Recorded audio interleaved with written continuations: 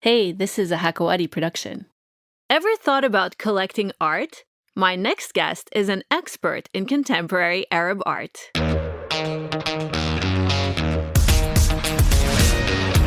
He's the founder of 2 art galleries in Beirut, including Ajial and the Saleh Barakat Gallery.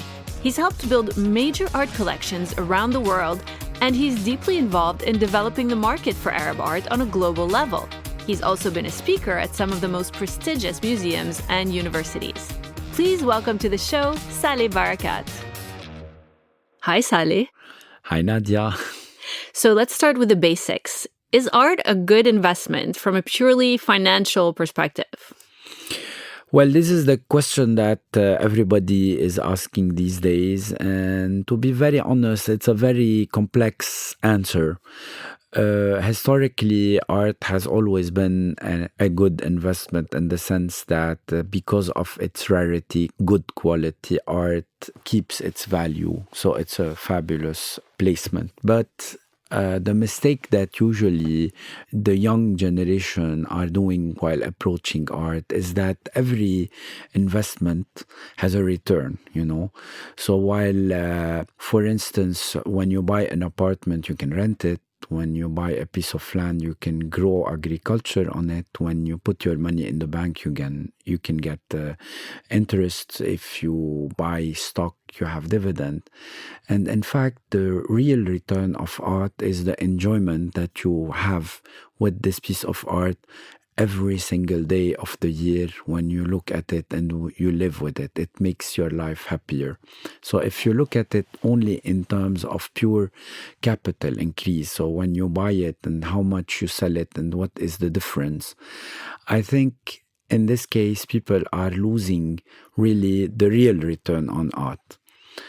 But is it a good investment? For sure that everything that when people are pretty knowledgeable about what they are buying, in any domain, by the way, it allows them to separate the good quality from the rest.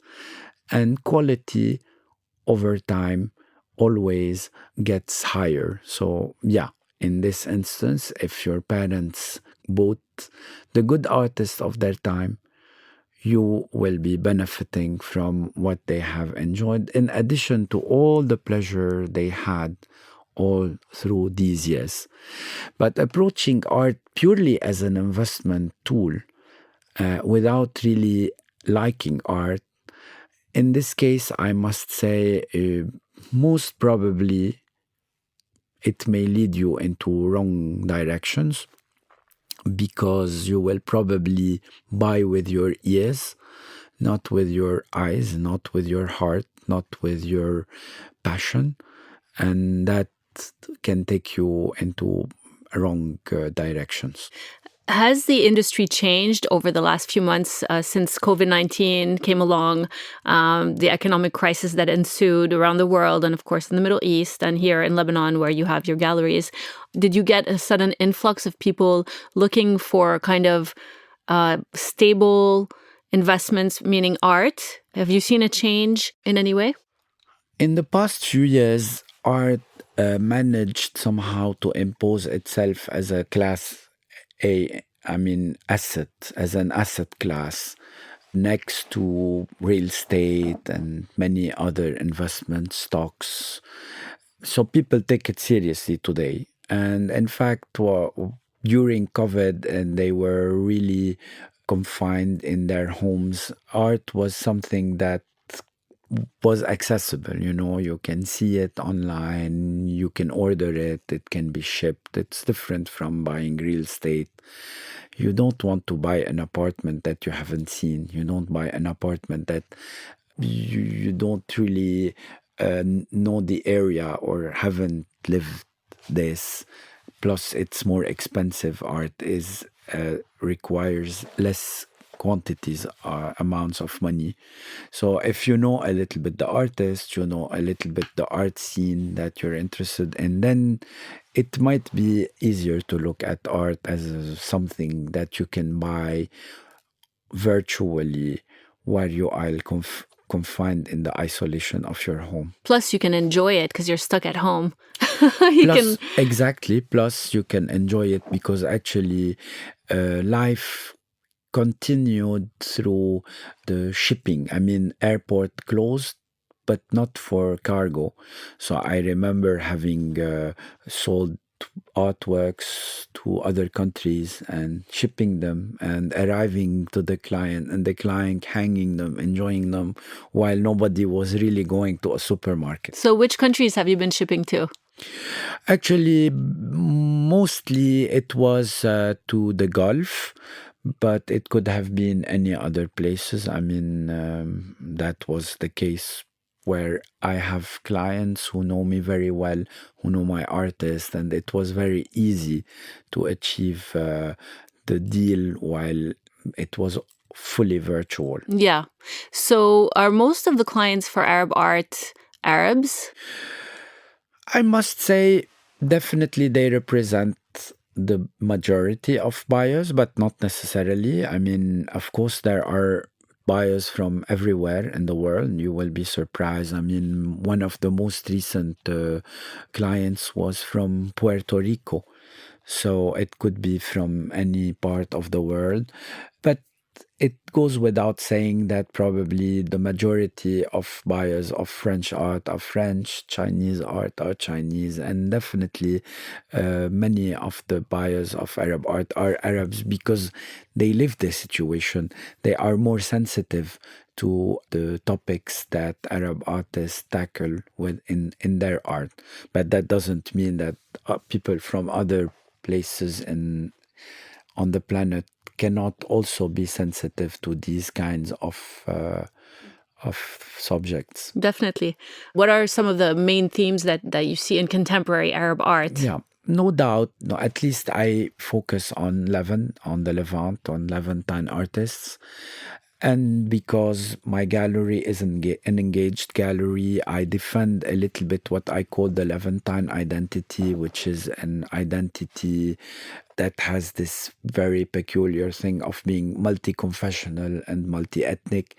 When you grow up in Iraq or Syria or Lebanon or Palestine or Jordan, people are exposed to Judaism, to Christianity, to Islam, to different confessions, Shiite, Sunnite, Catholics, Orthodox, different ethnicities. You can be Kurdish, you can be Armenian, you can be Cherkess, you can be Arab. I mean, and I feel this identity today is in danger because of all the wars that are happening in the Middle East. So I consider myself a little bit like a custodian of this Levantine identity in visual arts. And since those countries I've mentioned, whether Palestine or Lebanon or Syria or Iraq, have been in a constant, continuous turmoil for the past decades, forever. Yeah. It goes without saying that violence is very present.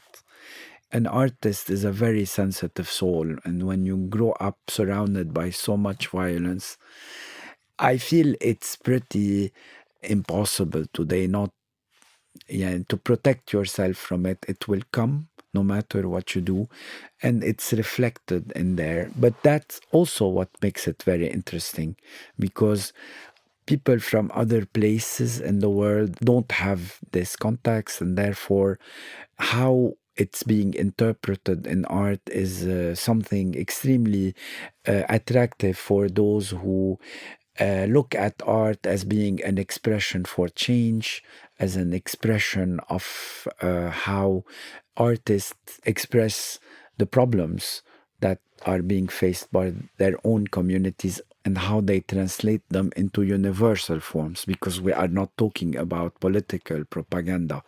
We are talking about how this surrounding environment is being interpreted through the brushstroke or the sculpture of an artist, or the video of an artist, or the camera of an artist into an artistic language, and that can reach all human souls. You're quite worldly. You've lectured at Princeton University and the Metropolitan Museum of Art in New York. So How is Middle East art perceived on kind of the global stage of art and countries like the US and in Europe? Basically, the international interest grew up after September 11. Unfortunately, the interest in the Middle East grew because people were interested to know what are these people, where all these unfortunate events happened, came from. So this is why at the beginning they were very interested in the political and the religious.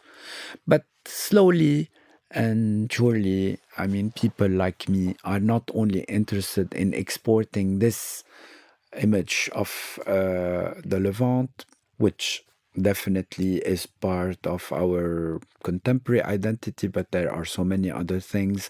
So you go from where there is a need, and from there you try also to defend that there are so many other interesting subject matters.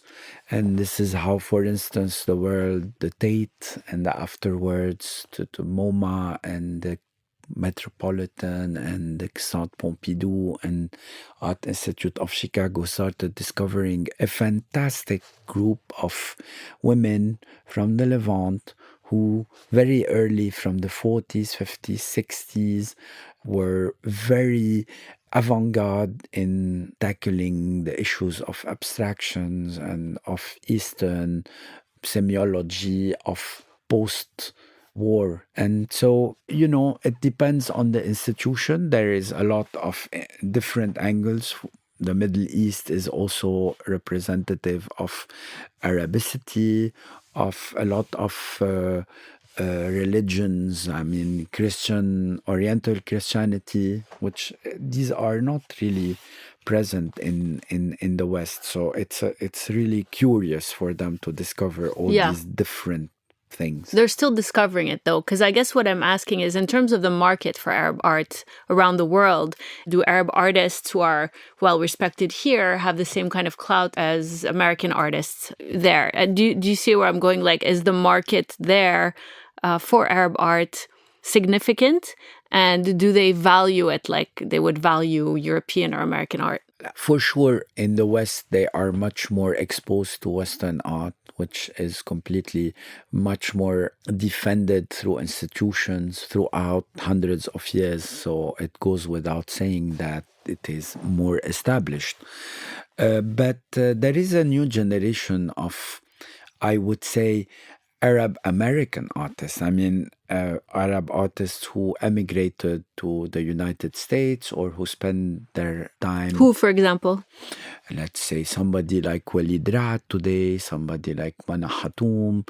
They are established in the West. They live there, and hence they are really considered as Western artists. Of course, they are also known for defending issues that are related to their own backgrounds, but they have made it pretty much. Walid Ra'ad had a solo show at MoMA, which many Americans would not even dream to do. So about investing in art, I had a conversation with a good friend of mine who has a gallery here. I was interested in buying some paintings, and her view was that if you're going to buy art worth $10,000, $15,000, it's probably not an investment piece; it's a decorative piece. Is this the case? What constitutes an investment in art?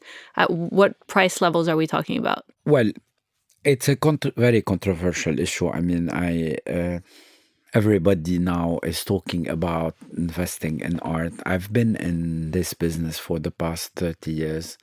And every time somebody approaches me with this thing, the first thing I would say, please don't buy art for investment. It's the worst approach to art. It's the least interesting.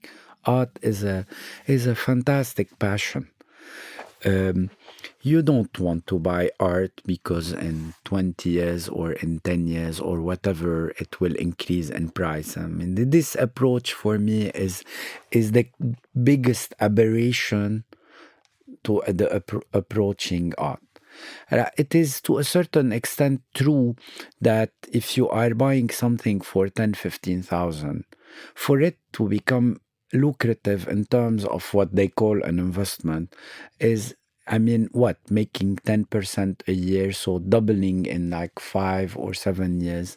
This is not the time factor in art. An artist, if you are buying him because you like him, you are supposed to be a patron for him. You are supposed to keep on buying him over the years, buying him and not selling him, buying him and not selling him, helping him to advance his career. And maybe sometimes in the future, your kids, your grandchildren, I don't know, this guy becomes so established that it becomes a serious value. But unless you are, I mean, really spending big amounts of money as a fund and tracking the market in a way that is pretty speculative, buying a piece of art and asking every morning what's the price of it is ridiculous. Yeah, I don't think that's what I meant, but I think most people that would buy a serious piece would hope that it would at least grow in value over time and not devalue for sure.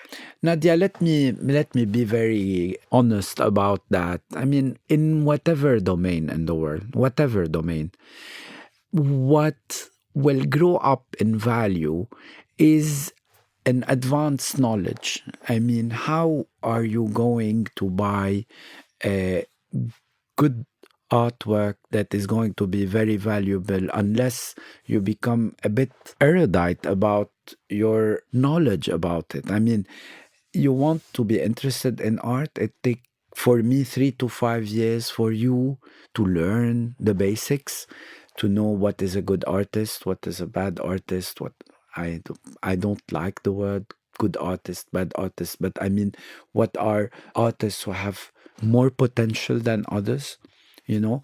So that knowledge is part of the passion.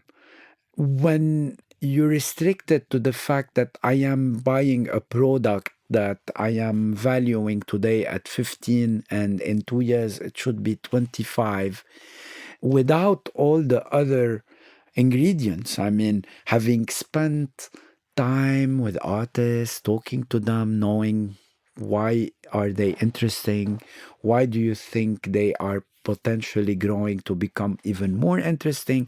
I mean, all this for me is the real return on art. And just thinking about the price tag is the least interesting for me. I don't want to say that this is not happening or it's not happening, but it is really an approach. Why not also trading with commodities in that instance? Why art? I mean, it Sure. could be anything else. Everything can be speculated on, and that is something we should not be doing for artists. We should not speculate on artists to make his price go up, and then once we have made money on the art, we put it on the market again, and eventually you will, yani, the buyer will end up making the money, not the artist. And I think people interested in art should approach art as being patrons. They are here because they are successful in their businesses. They are doctors, lawyers, insurers, bankers. They make money in their fields and they come to spend it in culture and art, because we need art and culture need patron, not speculators. Yeah, that makes a lot of sense. So, what are some of the things that you look for to recognize, quote unquote, good art and artists who are significant or have potential? Well, first of all, I always look at the artists from the very beginning. Usually, I follow them from while they are studying, and you can see how much they invest in their education, in their culture, and traveling and watching other artists and understanding and grasping the history of art. Because there is this thing, you are born with a talent. Yes, of course, there is a talent, but if this talent is not associated with a very proper education and a huge investment in your cumulative culture. It it will you will make few things and then it will burst. It's a very continuous thing that needs to take time and time. So I look at those artists who are so passionate about their obsessions, about their accumulation, about their perseverance, their seriousness, how much they are artists because they cannot be anything else. If they are looking at their art as a golden egg, it will not happen, because most of the time the very first 10, 15 years are extremely difficult. It's a via dolorosa. You are investing to one day become your art become so established that then it becomes a comfort in terms of money. But the beginning, you need to find yourself, to find your way, to find your small niche in the history of art. Everything has been done. So what is this unique thing that you need to carve so hard in order to prove yourself as being a distinct artist? I look at all these at the same time. I want to see the talent, but also I want to see the perseverance and the culture. If you're not interested in the work of other artists of the Renaissance or in what is happening in the video art, your art will not evolve properly. It has to represent your time. So, who right now, in your opinion, are some of the most interesting artists in the region in contemporary Arab art? I mean, I don't like to mention names because there are so many good artists. I mean, of course, there are those I believe in because I've been working with them. I know them very well and I believe in their potential, but others also who don't necessarily work with me or are not necessarily in Lebanon or who are following another path.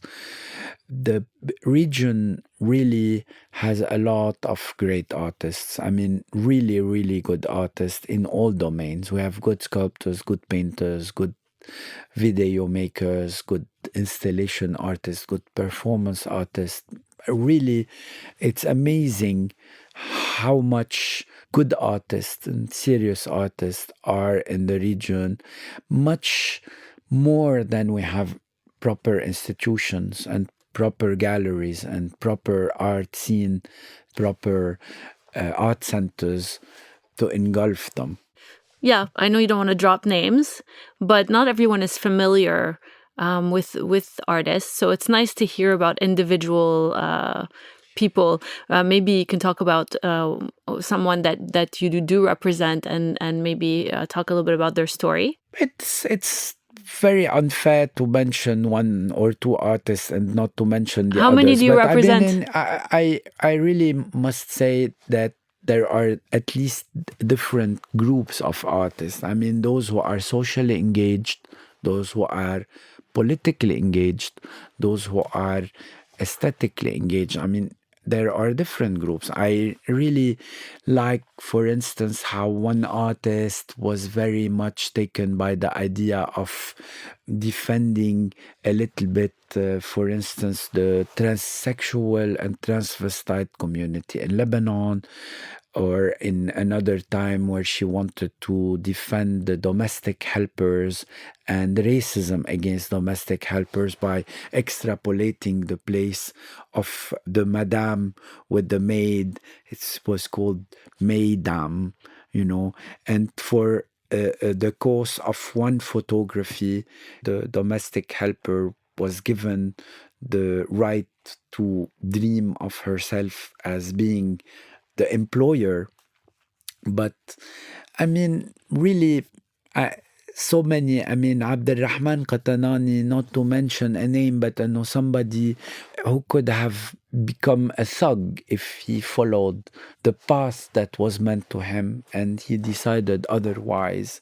And now he's an internationally recognized artist. As we speak, he is opening an exhibition in Geneva.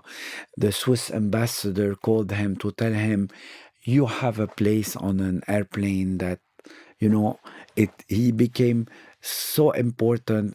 But the most important for me is not only the success of his art selling everywhere, but presenting a model for other Palestinian refugees. He's a refugee in the camp of Sabra and Shatila, but creating a model to tell other kids in those camps that you can make it, you can get out of this entrapment where everybody is telling you are doomed to remain there. No, you are not doomed. There is hope. This is the very living example of a guy who had absolutely nothing, and now he has the whole world in front of him. I love his work, by the way. He creates sculptures out of recycled materials like barbed wire and this kind of stuff. It's really cool stuff. He uses the material that is around him in the camp.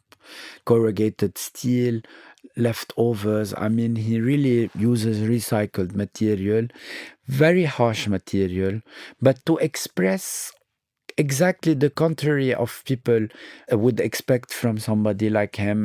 He's poor, he's neglected, he's alienated, so he should have a grudge against society. And no, he want to show you that the kids in the camp, like any other kid in the world, they only dream of playing, of being happy, of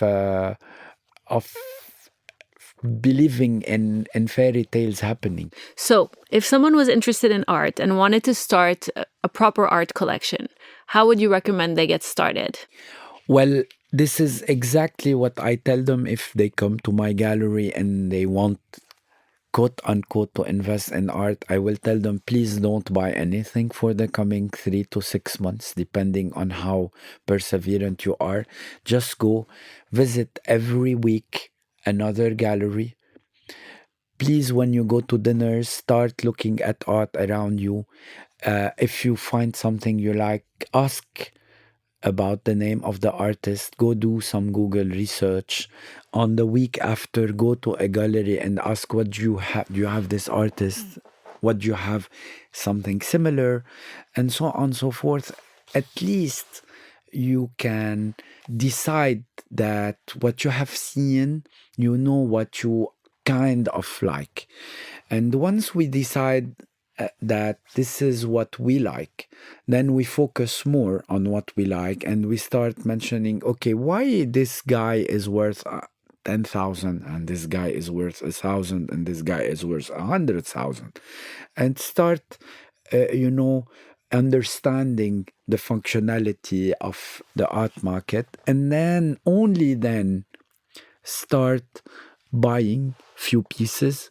And I would say at least the first 1 year of acquisition, you will do mistakes. You are bound to do mistakes, but this is how you learn. It's a learning curve, and it's a continuous learning curve. The more you invest in your knowledge in art, the more you make less mistakes, and the more you enjoy it. It's a virus. It grows on you continuously. I don't know if that's the word we want to use right now, but virus. It's a good virus. Art collecting it's a good virus, yes. It's we'll have to find a good name for it. Well, thank you so much for your great insights. It's been such a pleasure having you in the studio. Thank you, Nadia. That's it for today. Thanks for listening. Be sure to subscribe to the show and check us out on social media. Later, Gator.